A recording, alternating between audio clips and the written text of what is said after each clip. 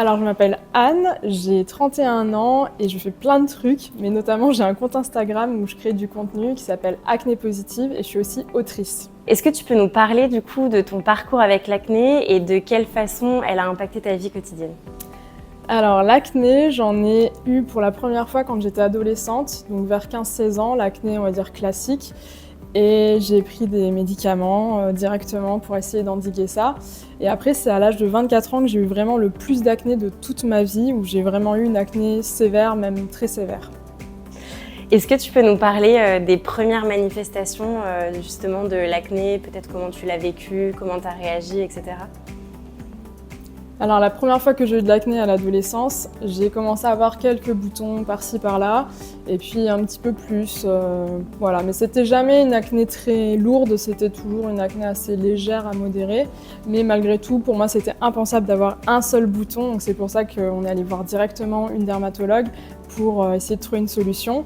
Et c'est là que j'ai commencé à prendre la pilule contraceptive, et puis après des hormones anti-androgènes, des antibiotiques, des crèmes locales, etc. pour retrouver une peau sans acné. Comment tu as vécu tout ça? Parce qu'effectivement, il y avait le bouton, mais tu me parlais tout à l'heure, par exemple, du regard des autres. Est-ce que ça a été lourd pour toi? Oui, ça a été très lourd pour moi d'avoir de l'acné à toutes les étapes de ma vie, aussi bien quand j'étais ado qu'à l'âge adulte. Ça a été, je pense, même plus douloureux à l'âge adulte parce que j'avais vraiment beaucoup d'acné comparé à l'adolescence. C'est juste que moi, à l'adolescence, je faisais une fixette dessus. C'est l'âge où on se construit, notre identité, etc. Donc, c'était difficile pour moi d'en avoir. Mais c'était, je veux dire, très gérable en soi. Je pense qu'il y a plein de gens qui n'ont pas vraiment remarqué que j'avais des boutons.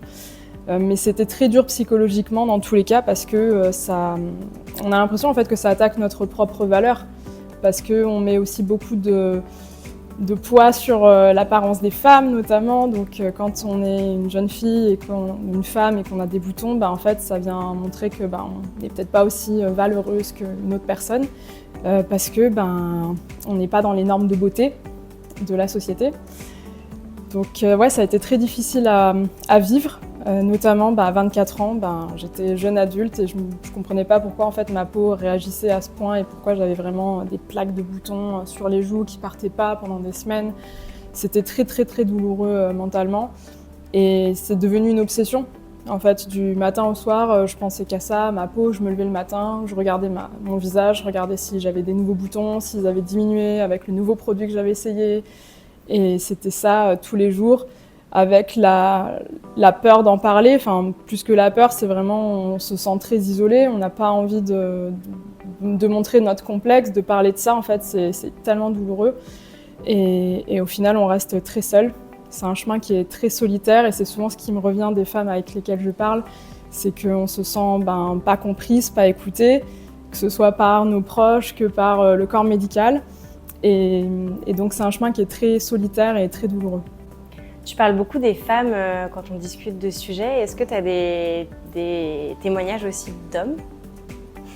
Oui, j'ai aussi des témoignages d'hommes qui ont de l'acné, notamment parfois des jeunes hommes de 17-18 ans, mais aussi des hommes plus âgés, soit qui ont eu de l'acné plus jeune et qui m'en parlent maintenant, ou qui ont de l'acné même carrément aujourd'hui, à la trentaine, parfois même plus. J'en ai, mais c'est vrai que l'acné adulte, c'est quand même très féminin. Tu parlais justement tout à l'heure du fait d'être allé voir un dermatologue assez rapidement. Quel traitement, qu'est-ce que tu as essayé pour essayer de gérer ces symptômes et les boutons en fait liés à l'acné? Alors à l'adolescence, j'ai directement vu une dermatologue parce que j'avais 15 ans, donc forcément je vais avec papa-maman chez la dermato. Moi, j'y connaissais rien, donc forcément, on suit le corps médical et ce qu'ils nous disent, on leur fait confiance. Donc, c'est comme ça que j'ai commencé à prendre des traitements. J'en ai pris pendant des années. Et quand j'ai arrêté les traitements, en fait, l'acné revenait. Et même revenait limite plus qu'avant que je prenne les traitements. Donc, c'est à ce moment-là que je me suis rendu compte que les traitements pour l'acné, c'était pas vraiment des traitements. Parce que si on prend 50 traitements et que la maladie revient, c'est que ça n'a pas traité. Et c'est là où je me suis dit, il faut que je teste autre chose et que j'ai une autre stratégie vis-à-vis de l'acné. Donc j'ai voulu comprendre pourquoi j'avais de l'acné pour aller aux causes plutôt que d'essayer de camoufler le symptôme, puisque l'acné n'est qu'un symptôme de quelque chose. Donc dans les choses alternatives que j'ai testé évidemment de la naturopathie, de l'acupuncture, de la médecine chinoise traditionnelle, de l'éthiopathie, de la réflexologie plantaire. J'ai testé vraiment beaucoup de choses. J'ai testé aussi des thérapies, on va dire des thérapies plus psychologiques, parce que je me suis rendu compte qu'il y avait vraiment un lien très fort entre la peau et les émotions, ou les chocs émotionnels qu'on peut vivre dans sa vie. Donc j'ai vraiment eu un panel assez large, aussi bien évidemment tout ce qui est local. J'ai essayé moult crèmes, lotions, etc. Forcément. Mais c'est vraiment ça, voilà. À savoir, quand on a de l'acné, tout ce qui est cosmétique, oui, ça peut aider, oui, ça peut être intéressant, mais c'est vraiment pas par là qu'il faut commencer. Et c'est une bonne aide, mais les causes de l'acné sont généralement multifactorielles et assez profondes. Et ça prend du temps pour vraiment améliorer les choses, parce que c'est aussi très lié quand on est une femme au cycle menstruel, à la santé féminine. Donc ça prend du temps et le corps, c'est pas une machine avec un bouton sur lequel on on-off. C'est une belle mécanique qui prend du temps à se réguler. Comment l'acné a affecté ta confiance en toi et peut-être l'image que tu avais de toi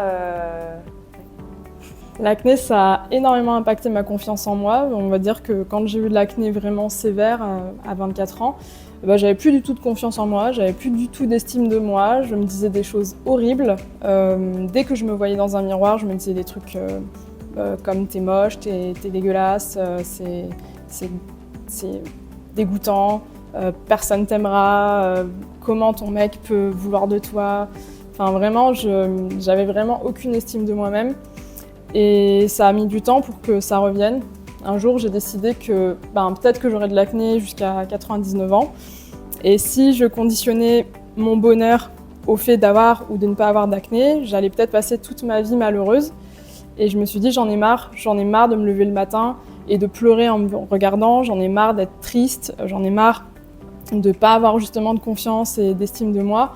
Donc j'ai pris le taureau par les cornes et j'ai commencé plein de choses à mettre en place dans ma vie pour améliorer ça et pour me sentir mieux, et ça a fonctionné. Effectivement, aujourd'hui, je me sens bien, même si parfois j'ai des boutons qui reviennent aussi, parce que, comme je disais, l'acné, c'est complexe, c'est multifactoriel, et c'est un équilibre, et parfois l'équilibre est rompu. Même si on sait les causes, parfois notre équilibre est rompu, et ça fait qu'on peut avoir de l'acné qui revient. Donc moi, c'est mon cas. Parfois, j'ai des boutons qui reviennent, mais pour autant, je sais que j'ai de la valeur, et que ça ne fait pas de moi une personne qui est insignifiante ou moche ou quoi que ce soit. Et justement, à la lumière de tout ça, est-ce que tu connais aujourd'hui les principaux facteurs qui déclenchent ou qui aggravent ton acné ? Aujourd'hui, avec des années de recul, je sais les choses qui ont un impact sur moi, qui font que ça me déclenche de l'acné. Dans mon cas, j'ai des choses vis-à-vis de l'hypothyroïdie. Par rapport à la progestérone aussi, je sais que j'ai pas forcément assez de progestérone par rapport aux oestrogènes, que de base aussi j'ai pas beaucoup d'œstrogènes, j'ai plutôt des taux hormonaux d'une femme en préménopause. Et donc voilà, je sais qu'il y a certaines choses comme ça qui sont impactantes pour moi. Il y a aussi tout l'aspect psychologique chez moi qui est très très fort. Je pense qu'aussi chaque personne a sa façon de réagir qui lui est propre, donc moi dans mon cas, tout ce qui va être émotionnel, je vais le somatiser, c'est ma peau qui va très souvent l'extérioriser. Donc c'est pour ça, moi c'est la peau, pour d'autres personnes ça sera peut-être des problèmes intestinaux, ça sera peut-être autre chose. Moi dans mon cas c'est la peau qui réagit énormément, donc voilà, je sais qu'il y a certaines choses, certains aliments aussi parfois qui peuvent être plus déclencheurs d'acné. Par exemple le sucre, chez moi c'est quand même assez touchy, ou tout ce qui va être à base de produits laitiers de vache. Chez moi, c'est pas terrible. J'ai un seuil de tolérance, mais si je le dépasse, j'ai de l'acné qui peut revenir. Et voilà, mais après, il faut savoir que l'acné, c'est multifactoriel, et il faut vraiment se faire accompagner pour trouver les causes qui nous sont propres, parce qu'on a chacun son petit cocktail qui fait que notre peau va exprimer de l'acné ou pas, ou d'autres choses. Ça peut être de l'eczéma, du psoriasis. Et donc c'est pour ça, c'est important de comprendre que c'est vraiment limite, chaque acné est unique. Chaque acné est différente, et c'est pour ça qu'il faut vraiment s'écouter, s'observer, prendre le temps, et comme ça on peut comprendre comment nous on fonctionne et qu'est-ce qui fait que notre équilibre est rompu et qu'on fait de l'acné. Est-ce qu'il y a des alternatives au traitement médicamenteux ? Aujourd'hui, oui, il y a des alternatives au traitement médicamenteux, alternatives dans le sens où, pour moi, la seule alternative au traitement, c'est de vouloir comprendre vraiment pourquoi on a de l'acné. Et pour ça, à part se faire accompagner, donc notamment ça peut être en naturopathie, mais ça peut être aussi en médecine fonctionnelle. Il y a des médecins qui ne vont pas forcément avoir une approche allopathique à juste prescrire les traitements qu'on connaît pour l'acné, mais qui vont vraiment s'intéresser à ok, c'est quoi qui se passe dans le corps, qu'est-ce qui est en déséquilibre au niveau hormonal, au niveau intestinal, est-ce qu'il y a de l'inflammation, etc. Et qui vont vraiment chercher les causes pour aller traiter les causes. Et donc il y a la médecine fonctionnelle que je trouve très adaptée, mais il y a aussi des naturopathes qui sont très très bons dans ce qu'ils font et qui peuvent totalement aider à retrouver un équilibre chez les personnes qui sont aujourd'hui en déséquilibre et qui font de l'acné. Et tu parlais aussi de tout ce que tu peux manger, ou en tout cas à des taux qui sont OK pour toi. Est-ce que tu as vu un diététicien ou une nutritionniste dans ton parcours ? Non, j'ai jamais vu de diététicien ou de nutritionniste dans mon parcours. J'ai vu surtout dermatologues, j'ai vu 2 dermatologues. Et après, c'était surtout des personnes dans des thérapies alternatives, complémentaires, je ne sais pas trop comment on les appelle.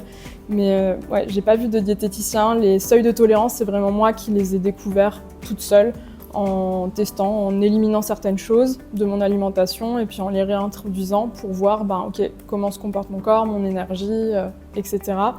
Et c'est comme ça que j'ai pu voir, là, ça c'est ma limite. Si je mange de ça en trop, ça me fait des boutons. Ou là ça passe, je peux gérer. Et est-ce que tu penses que ça t'aurait aidé d'être accompagnée, de te sentir soutenue par exemple par, effectivement ça peut être nutritionniste, diététicien, ça peut être aussi d'autres praticiens, mais en tout cas un minimum accompagné avec peut-être des rendez-vous de suivi, etc. Ou est-ce que toi tu préfères l'avoir fait toute seule et c'est ok aussi et ça fonctionne aussi ? Alors là c'est vraiment, faites ce que je dis mais pas ce que je fais. Moi j'ai été la plupart du temps seule en fait dans mon parcours, même si j'ai vu des thérapeutes, etc.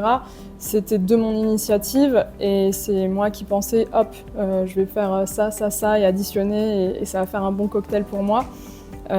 Mais je conseille vraiment de se faire accompagner. À un moment, j'ai été accompagnée en 2021 sur quelques mois et je pense que c'est vraiment hyper important d'être accompagnée parce qu'on n'a déjà pas le recul suffisant sur soi-même pour savoir ce qui est le plus important, prioritaire. Parfois, c'est très compliqué. C'est pour ça aussi souvent que les médecins ne prennent pas en charge leur propre famille parce que justement, on n'a pas ce recul parce qu'on a une implication émotionnelle avec les autres, du coup aussi avec nous-mêmes. Donc c'est pour ça que je recommande de se faire accompagner aussi bien pour la qualité peut-être des soins qu'on va avoir et de la stratégie à adopter, mais aussi parce que, comme je disais, c'est un chemin qui est très solitaire, très douloureux, et quand on est accompagné, ça va tellement mieux d'être avec quelqu'un qui nous entend, qui nous comprend, qui nous écoute, et on se dit je suis pas toute seule, je vais y arriver, il y a quelqu'un qui est avec moi, qui va pouvoir m'accompagner, me donner des conseils, et on va y arriver. Donc c'est vraiment beaucoup mieux, ça baisse la charge mentale, le stress qu'on peut avoir avec l'acné, de se dire je suis pas toute seule au moins, et ça motive aussi parce que parfois quand on a des comptes à rendre, c'est plus facile aussi de tenir peut-être un régime sans produits laitiers ou sans gluten. Quand on a quelqu'un qui nous demande alors on en est où, est-ce que t'as fait un mois sans produits laitiers, comment ça se passe? Donc je recommande vraiment de se faire accompagner pour toutes ces raisons. Tout à l'heure, tu nous disais du coup que tu as un compte Instagram, que tu es autrice. Est-ce que tu peux nous parler peut-être de tout ça, des thèmes que tu aimes aborder, de ce que tu as mis dans tes livres, de ce que tu mets dans ton compte Instagram ? Alors sur Instagram, sur Acné Positive, je parle à la fois de la confiance en soi, de moi ce que j'ai fait pour m'aider, des conseils que je peux donner, mais aussi quelles peuvent être les causes de l'acné. J'essaye de vraiment donner un maximum de contenu qualitatif, on va dire, vraiment sur quelles sont les causes et pas juste masquer un symptôme. J'aime bien faire des choses un peu plus aussi légères, j'aime bien être un peu dans l'autodérision parce qu'il ne faut pas se prendre trop au sérieux non plus. Et en tout cas, c'est un compte qui se veut bienveillant, où on ne se sent pas seul justement, où on se sent comprise ou compris.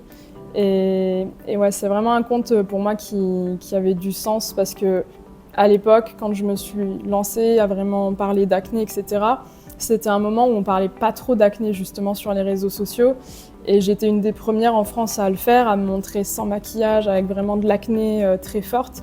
Et je sais que moi, ça m'aidait beaucoup au moment où j'avais de l'acné sévère de voir des comptes de femmes à l'étranger qui montraient leur peau sans maquillage. Et je me suis dit, si elles peuvent le faire, moi aussi je peux le faire. Et je sais que ça me manquait de ne pas avoir ce contenu en France, dans ma langue maternelle. Et je me suis dit, je vais faire le contenu que moi j'aurais voulu voir à l'époque, qui m'aurait aidé. Donc aujourd'hui, c'est vraiment ça, j'essaye de faire le contenu qui, moi, je pense m'aurait aidé et que j'aurais envie de voir aujourd'hui. Et donc à la fois pour aider, pour sensibiliser, mais aussi pour se sentir dans une communauté, pas tout seul, et pour retrouver plus de confiance en soi. Et dans mon livre, pareil, c'est vraiment le but de se dire, tiens, j'ai un guide avec moi, je suis pas toute seule. Comme je disais, pour moi, c'est important de se faire accompagner. Je pense qu'avoir le livre, c'est aussi une façon d'être un peu accompagné en premier lieu, parce qu'il y a certaines choses qu'on peut mettre en place facilement, rapidement, qui peuvent avoir vraiment un impact concret, qui peuvent vraiment aider. Et pour ça, j'ai fait ce livre qui est vraiment la substance de mon cerveau, de toutes ces années de recherche, d'études, de formation, de ma propre expérience que j'ai mise dans le livre pour que, en l'ouvrant, on se dise bon, ok, tu vois, il y a quelqu'un qui a vraiment taffé le truc et qui sait de quoi elle parle et qui me comprend. Et donc il y a toute une première partie qui est sur la partie psychologique, qui est pour moi hyper importante. C'est vraiment la chose, je pense, la plus sous-cotée dans la guérison de l'acné, parce que les émotions ont vraiment un impact, nos expériences de vie, les chocs émotionnels ont un impact. Il y a certains traumatismes qu'on retrouve de façon récurrente chez les femmes qui ont de l'acné à l'âge adulte. Donc c'est pas un hasard, clairement pas, et c'est pour ça que le premier chapitre, c'est souvent celui qui est un peu dévoré par les lectrices, parce qu'elles se retrouvent dedans et elles se disent mais en fait elle est dans ma tête, elle comprend exactement et je me retrouve dans ce qu'elle dit. Donc le livre, c'est vraiment une façon de se dire bon je suis pas toute seule, j'ai aussi des clés très faciles à mettre en place qui peuvent vraiment m'aider. Et après, on voit déjà, à partir de là, qu'est-ce qui se passe. Est-ce qu'en ayant mis en place les bons conseils, les bonnes pratiques, est-ce qu'il y a une amélioration? Oui, non. Et en fonction, on peut voir si c'est utile de se faire vraiment accompagner là par quelqu'un, un thérapeute, un médecin fonctionnel. Mais en tout cas, c'est une première porte, je trouve, qui est vraiment très, très utile. Est-ce qu'on peut le voir? Oui, bien sûr. Le voici, donc là, voilà, c'est un petit pavé parce que c'est, comme je l'appelle, la Bible de l'acné. Si on a de l'acné, pour moi, c'est vraiment le livre qu'il faut lire. Du coup, tout à l'heure, tu nous parlais du fait que tu es autrice. Là, tu viens de nous parler de ton premier livre. Je crois qu'il y en a un autre qui est sorti très récemment. Oui, tout à fait. Il y a le livre Red Flag en amour qui est sorti. C'est un petit guide pour esquiver les relations toxiques. Donc c'est vraiment le livre en prévention ou quand on est déjà dans des expériences pour s'aider à en sortir ou pour esquiver des personnes qui pourraient arriver dans nos vies et qui nous conduiraient dans des expériences amoureuses pas très jolies, pas très sympathiques. Donc voilà, quand on a de l'acné, on a tendance à mettre le focus dessus et on voit vraiment ça comme un truc énorme et comme s'il n'y avait que ça dans notre vie, mais en réalité, on n'est pas notre peau, on n'est pas l'acné, on est beaucoup plus que ça, on est plein de choses et c'est pour ça que moi je fais plein de choses comme je le disais et les relations amoureuses c'est aussi une de mes passions dans la vie et donc je suis très contente d'avoir pu sortir un livre sur ce sujet. Et ce livre peut effectivement être utilisé en prévention de l'acné puisque les relations toxiques peuvent être une très très grande source de stress qui peut déclencher de l'acné. Et notamment les séparations, les traumatismes de séparation sont très liés à l'acné, donc autant se mettre avec des gens qui sont sains, positifs, sur la même longueur d'onde que nous, plutôt que de se mettre dans des relations qui ne nous conviennent pas du tout, pour plein de raisons que j'évoque notamment dans le livre, mais c'est vrai, ça peut vraiment faire de la prévention. Du coup, une dernière question et pas des moindres, est-ce que tu aurais un conseil ou des conseils à donner à quelqu'un qui traverse une expérience similaire à la tienne, à quelqu'un qui se retrouve confronté à l'acné, que ce soit à l'adolescence d'ailleurs ou à l'âge adulte, mais de manière générale du coup? Alors j'ai plusieurs conseils à donner pour des personnes qui ont de l'acné ou peut-être qui ont des enfants qui ont de l'acné. Déjà, s'abonner à Acné Positive. Alors non, mais réellement parce que c'est vraiment l'endroit où on peut trouver justement des ressources pour des alternatives, des personnes qui peuvent être spécialisées dans l'acné, etc. Et pour se sentir moins seul. Le livre aussi, c'est un bon conseil, je trouve, parce que il est bourré, lui, de conseils sur l'acné qui sont valables pour tout le monde, où on peut se retrouver dedans et voir ce qui nous correspond, etc. Et ce que je dirais, c'est ne pas rester seul. Ne pas rester seul, ne pas s'isoler, parce que l'acné, ça a tendance à nous isoler du monde, à nous couper des autres. D'un point de vue symbolique, c'est aussi ça l'acné, c'est être repoussant, repousser les autres parce qu'on a besoin de se retrouver peut-être tout seul comme ça. Mais en réalité, non, il vaut mieux être entouré et ne pas avoir peur d'en parler, trouver des oreilles bienveillantes qui nous écoutent, qui nous comprennent, qui peuvent nous soutenir dans cette épreuve, nous montrer que justement on nous aime pour autre chose que notre peau. La phrase « je t'aime parce que tu as des tout petits pores » n'a jamais été prononcée dans l'histoire. Donc voilà, c'est bien de se reconnecter avec des gens qui nous aiment, qui nous font du bien et qu'on aime aussi pour se tirer vers le haut et pas rester isolé et avoir juste l'acné et rester avec ça comme problème. Ce que j'ai envie de dire et qui me paraît très important, je vais le rabâcher, mais qu'on est bien plus que sa peau, on est bien plus que l'acné, on n'est pas une somme de boutons, on est une personne avec une personnalité, des passions, des émotions, des envies. Voilà, l'acné, c'est une caractéristique qu'on porte sur son corps, mais on n'est pas l'acné, c'est pas notre identité et ça n'enlève rien à notre valeur. On rayonne bien au-delà de notre peau.